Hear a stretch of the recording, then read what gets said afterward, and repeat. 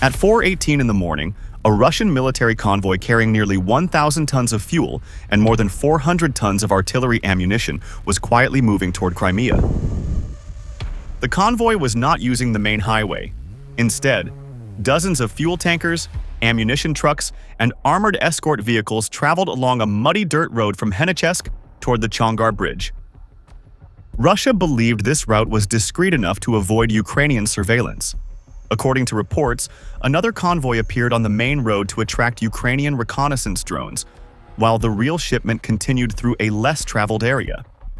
The column was also protected by electronic warfare systems, reconnaissance drones, precision artillery, and heavily armed combat vehicles. If it could make it through the stretch of road ahead, the convoy would be much closer to the more secure area around Chongar. But beyond the convoy's sight, Ukraine was already waiting. Why did Russia abandon its main supply routes and move such a valuable shipment onto a remote dirt road? Did the decoy convoy really succeed in drawing Ukraine's attention away? Or had the very route chosen to protect the convoy actually led the entire formation deeper into a carefully prepared trap? Let's find out in today's military force analysis. Russia's decision to move the convoy away from major roads was not simply a change of direction. It was an attempt to protect a critical supply movement from a battlefield where roads, bridges, and transport hubs had become increasingly exposed to surveillance and attack. The R280 corridor and other routes leading toward Crimea were no longer predictable channels. Their importance made them easier to watch, and every large movement risked attracting Ukrainian reconnaissance. To reduce that danger, Russian planners reportedly divided the operation into two parts. A protected formation remained on the main route, creating the impression that the important convoy was still moving in the open. Meanwhile, the real supply column left Henichesk and turned toward smaller rural roads leading toward Chongar. The hidden convoy carried fuel tankers, trucks loaded with artillery ammunition, and BMPT combat vehicles assigned to escort the formation. That combination revealed the value of the cargo. Fuel and shells were essential for keeping armored vehicles moving, artillery firing, and frontline units operating. The BMPT escorts also suggested that Russia expected the convoy might still face attack before reaching a safer area. The rural route offered clear advantages. It passed through less traffic, reduced the number of witnesses, and avoided observation points associated with major highways. Smaller roads could also make the convoy's schedule harder to predict. However, the quieter route created serious limits. The narrow surface, mud, drainage channels, and marshland restricted movement on both sides. Trucks had to remain on the usable track, and armored escorts had little room to change position. A long column on such terrain could not easily turn around, spread out, or leave the road if danger appeared. The same route that helped conceal the convoy could therefore reduce its freedom of movement during an attack. Once the vehicles entered softer ground, speed and flexibility became harder to maintain. The decision was therefore a calculated gamble. Russia gained concealment from familiar surveillance, yet surrendered options that might be needed in an emergency. A hidden route could protect a convoy from early detection, but it could become a narrow corridor with few exits. This reflected a wider problem for Russian logistics. Protecting supply lines was no longer only about guarding bridges, railway stations, fuel depots, or warehouses. Every convoy had become a moving target that required secrecy, electronic protection, and armed escorts. The task was not simply to move supplies. It was to keep the entire column hidden long enough to reach safety. The deception may have shifted attention away from the main road, but the rural route was not beyond Ukrainian observation. Before the first tanker reached the narrowest section, hidden drone teams were already preparing for the convoy's arrival. Ukraine's advantage began before the Russian convoy entered the narrow road. According to the source narrative, Ukrainian reconnaissance had identified the secondary route linking Henichesk with the approaches to Chongar. This gave Kyiv time to study the road, terrain, and points where a long formation would have the fewest options. Small drone teams were then placed in concealed positions along the corridor. These sites kept operators out of sight while allowing control links to reach the expected flight path. The teams were spread across several sectors, reducing the risk that a single strike could remove the entire attack force. Above them, reconnaissance drones watched the route. Their task was not simply to confirm the convoy's arrival. They measured its speed, estimated its length, tracked the spacing between vehicles, and noted where the escorts were positioned. This information showed the operators how the column was moving and where the most valuable vehicles were located. Ukraine did not attack as soon as the first vehicles came into view. An early strike could have warned the rest of the convoy, giving drivers more space to stop, turn, or leave the road. The ambush therefore depended on patience. The drone teams reportedly waited until the column had stretched across a narrow section of the route. The leading vehicles were separated from the rear, while the trucks in the middle had fewer escape options. The road itself became part of the attack plan. Timing was especially important because the convoy was moving toward a more protected area near Chongar. Once it reached stronger air defense coverage and additional security forces, the chances of sustaining a large FPV attack would likely fall. Ukraine, therefore, had a limited window between maximum exposure and stronger protection. The objective was to strike when the formation was compressed enough to create disruption, but still far enough from safety that Russian support could not restore control. The FPV teams were arranged to approach from the east, west, north, and south.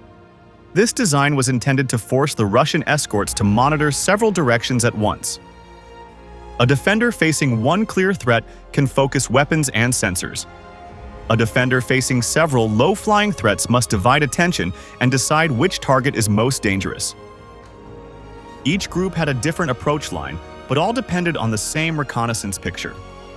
The surveillance drone above the convoy provided shared information, updating positions as vehicles moved and the formation changed shape.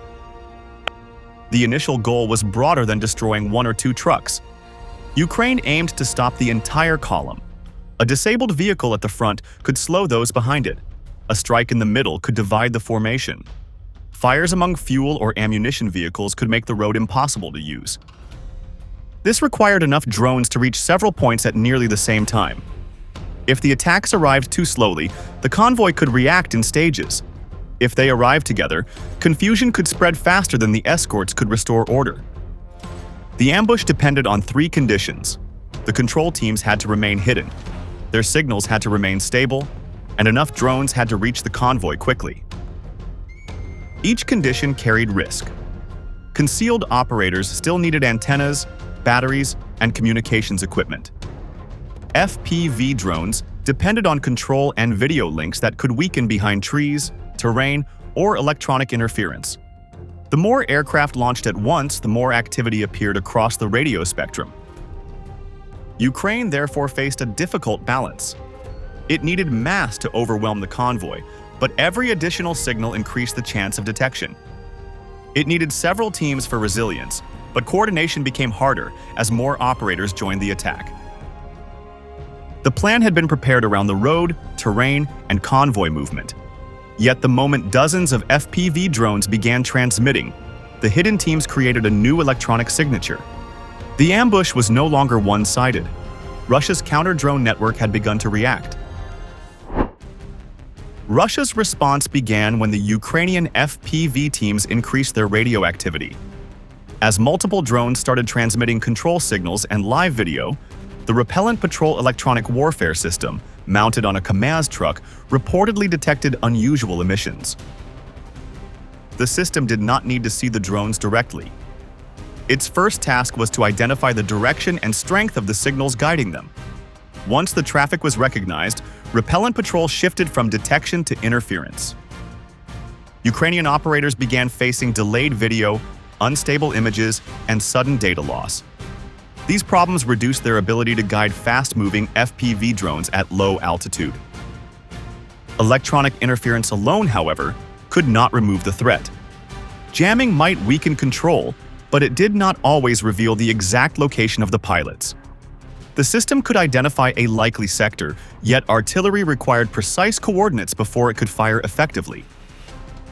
That gap was filled by a Zala reconnaissance drone above the route. The aircraft was redirected toward areas where the strongest transmissions appeared. Its optical and thermal sensors searched tree lines, abandoned structures, and positions near the road. Operators looked for details that could expose a hidden control site, including warm batteries, signal repeaters, antennas, and personnel. Once a location was confirmed, the information moved through the Russian command network toward MS-S, self-propelled artillery units behind the convoy. This sequence showed how separate systems could be combined into one response. Repellent patrol narrowed the search area. Zala identified the suspected source. Artillery then received coordinates and prepared to strike. The convoy was protected not only by vehicles around it, but also by sensors and weapons across the area. The reported use of Krasnopol ammunition added another level of precision. Krasnopol is designed to correct its path toward a target marked by laser energy during final flight. In this sequence, Zala remained focused on the suspected Ukrainian position and provided laser designation as the shell approached. That process allowed Russian forces to attack small, concealed sites with greater accuracy than conventional artillery fire. It also reduced the number of rounds needed to threaten a control team when the target had little time to move. The Yastreb AV radar played a different role. It did not guide Krasnopol toward the target. Instead, it supported Russian artillery by watching for incoming Ukrainian counterfire. By tracking shell paths, the radar could estimate where opposing guns had fired from and send those coordinates for another strike. This reduced the time Russian batteries needed to remain exposed after firing. Together, these systems formed a connected kill chain. Electronic warfare detected the signals. Reconnaissance confirmed the source. Artillery delivered the attack. Counter-battery radar protected the firing units and prepared the next response. The speed of this process mattered as much as the equipment. A slow reaction would allow the drones to approach before the control teams were located. A fast reaction could disrupt coordination while the attack was still forming. Russia was therefore trying to compress detection, identification, targeting, and fire into a sequence measured in minutes. This reaction placed the Ukrainian drone teams under immediate pressure. Their concealed positions were no longer secure, and every continuing transmission increased the risk of another strike. Yet destroying a shelter or antenna did not automatically stop the FPV drones already in the air. Ukraine had prepared reserve control teams farther behind the line, and that backup network was about to become the key to keeping the attack alive. As Russian interference intensified and reports warned that the forward control sites were exposed, Ukrainian operators understood that artillery could arrive within minutes. Remaining in place risked losing personnel and drones, already moving toward the convoy. The two teams closest to the route began transferring control of their FPV aircraft to reserve crews farther behind the line. This was not a simple handover. Each drone was in flight, moving quickly and relying on a stable command link. During the transfer, the aircraft had to maintain direction, altitude, and speed while a new station established control. For several seconds, some drones reportedly followed a preset heading or navigation point. That period was critical. A delay in synchronization, an incorrect frequency, or a weak connection could cause an aircraft to drift, fall, or collide. The reserve teams also had to identify each video feed and restore command without creating confusion. Once the new links appeared, the forward crews shut down their equipment. Antennas were lowered, batteries disconnected, and control devices packed. Their priority was to leave before Russian fire reached the coordinates passed through the targeting network. Russian shells struck positions that had recently been occupied. The accuracy of the attacks showed that the detection and targeting chain was functioning. Repellent patrol had identified the emissions, Zala had confirmed the locations, and artillery had received coordinates quickly enough to threaten the operators. Yet the strikes did not stop the attack. The crews had moved, and the FPV drones were still airborne under new control. Russia had found the source of the signals, but that information became less useful once the source changed location. This created a difficult race. Russian forces needed to detect, confirm, and strike each control point before the drones reached the convoy. Ukrainian teams needed enough time to pass control and move again. Every minute gained by the reserve crews allowed the aircraft to continue closing the distance. The pressure did not disappear after the first transfer. As reserve teams took control of more drones, their radio activity increased. New clusters of emissions appeared, giving electronic warfare systems another opportunity to locate them. Zala could begin another search, while artillery prepared fresh strikes. Ukraine now had to manage several problems at once. Operators were guiding multiple FPV drones through interference, maintaining communication with reconnaissance assets, and preparing to abandon their positions if Russian targeting resumed. The reserve teams could not treat their sites as permanent bases. They had to operate as temporary nodes inside a wider network. This structure reduced the danger of total failure. In a centralized system, destroying one control station could end the entire mission. In a distributed system, another crew could take over, preserve the drones already in flight, and keep the attack moving. The transfer did not make the operation safe or simple. It only prevented Russian artillery from ending it at the first exposed position. The drones remained under pressure from jamming, signal loss, and rapid changes in control. More importantly, staying airborne solved only one problem. Ahead of them, Russian BMPT escort vehicles were forming overlapping fields of fire. Any drone approaching alone could still be detected and destroyed within seconds. Russian BMPT escort vehicles were positioned along the convoy to create overlapping fields of fire. Pairs covered the front, rear, and both sides, giving the column protection from several directions. Their 30mm automatic cannons could deliver heavy fire against low-flying drones within visual range. This arrangement worked best when FPV drones approached alone or in small groups. Each vehicle could focus on one sector, track the nearest threat, and engage it before the next group arrived. Ukraine's first multi-directional approach was less effective than expected. The attacks came from the east, west, north, and south. But BMPT crews were able to rotate their weapons and engage the groups in sequence. Several leading FPV drones were lost before reaching the convoy. The attack remained divided into separate packets, allowing the escorts to deal with each direction one after another. Ukrainian operators then changed the plan. Instead of dividing the remaining drones across 4 directions, they redirected most of them toward the western side of the convoy. The marshland restricted the movement of the escort vehicles and reduced their ability to reposition quickly. Drones approaching from the east swung around the front of the convoy. Those coming from the north dropped to lower altitude. Aircraft from the south accelerated along drainage channels beside the road, while the western group continued on its original path. 4 separate flight lines merged into one concentrated mass. The number of targets appearing in the same sector increased sharply. Some FPV drones remained close to the ground, while others climbed, changed direction, and approached from different heights. That concentration changed the geometry of the engagement. This forced Russian crews to make repeated decisions quickly. Sensors had to shift between targets. Gunners had to choose which drone was most dangerous. Turrets had to turn away from earlier approach lines while new threats entered the western sector.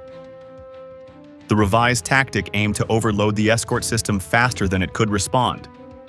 A BMPT could engage several targets, but its crew still had to detect, prioritize, track, and fire. When many drones arrived together, those tasks began to compete. The earlier 4-direction attack had spread pressure too widely. The concentrated western approach compressed that pressure into one place and one short period. Even if Russian fire destroyed many FPV drones, the escorts could still face more targets than they could engage before the remaining aircraft reached the column.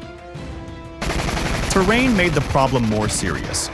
The marsh prevented BMPT vehicles from leaving the road freely, while the convoy itself limited movement. Some turrets remained oriented toward the original attack directions, creating a brief delay as the main drone mass shifted west. That delay was the opening Ukraine needed. However, reaching the escort screen was not enough. Before the surviving FPV drones could attack the fuel and ammunition trucks, they first had to break the convoy's ability to see, track, and fire. Ukraine did not send every drone directly toward the fuel and ammunition trucks. Instead, a separate group of FPV aircraft was assigned to break the Western escort screen first. As long as the BMPT vehicles could still detect, track, and fire, the supply trucks behind them remained difficult to reach. The Ukrainian pilots reportedly aimed at vulnerable areas rather than the thickest armor. These included optical sensors, turret rings, engine compartments, rear sections, and gaps between protective plates. Most of the first drones were destroyed by 30mm cannon fire, but several reached the escort vehicles. Strikes against sights, mobility systems, and turret mechanisms reduced the ability of some BMPT crews to respond. Once part of the western screen lost visibility or movement, the remaining escorts were forced to concentrate their fire along a narrower approach. Smoke, dust, incoming fire, and the growing number of targets made tracking harder. Even drones that were destroyed contributed by drawing fire and forcing Russian crews to react. The surviving FPV aircraft then dropped lower and moved toward the most valuable vehicles in the column. Fuel tankers and ammunition trucks became the next targets. Hits on fuel vehicles produced fires, while strikes on ammunition carriers reportedly triggered secondary explosions inside their cargo sections. Those blasts sent fragments across the road and into vehicles. Burning fuel spread toward drainage channels and along the route, while damaged trucks blocked movement in both directions. Escort vehicles that survived the attack became trapped between wreckage, fire, and repeated detonations. Even where they remained operational, their ability to protect the convoy was reduced. The source narrative presents the result as more than the destruction of vehicles. It describes an interruption to the movement of fuel and artillery ammunition toward forces operating on the Crimea axis. That claim should be treated with caution because the scale of the convoy, cargo volume, and final damage have not been independently confirmed. Even so, the tactical sequence is clear. The attack focused first on the systems protecting the convoy, then on the vehicles most likely to produce a chain reaction. When the explosions spread, the central question was no longer how many trucks had been lost. It was why a convoy protected by electronic warfare, reconnaissance drones, precision artillery, and armored escorts could fail at its main task, delivering supplies. The ambush shows that warfare is decided by connected systems rather than single weapons. Russia linked electronic warfare, reconnaissance drones, artillery, radar, and armored escorts into a defensive network. The decisive advantage came from adaptation. Russian forces reacted quickly, but their system depended on identifying and striking operators before the drones reached the convoy. Ukraine preserved the attack by moving control, changing direction, and forcing the escorts to process multiple threats at once. The wider lesson concerns logistics. Roads behind the front can no longer be treated as safe space. Every convoy requires surveillance, protection, and route assessment. Fuel, ammunition, and transport vehicles remain vulnerable because a strike can disrupt movement far beyond the point of impact. In this environment, speed of decision may matter more than the cost of the weapon itself. War is not only about weapons and battlefield victories. By understanding how conflicts unfold, we can better appreciate the value of peace and the importance of preventing future wars. If you found this analysis insightful, please subscribe, leave your thoughts in the comments, and join us for more in-depth coverage of global security and geopolitics.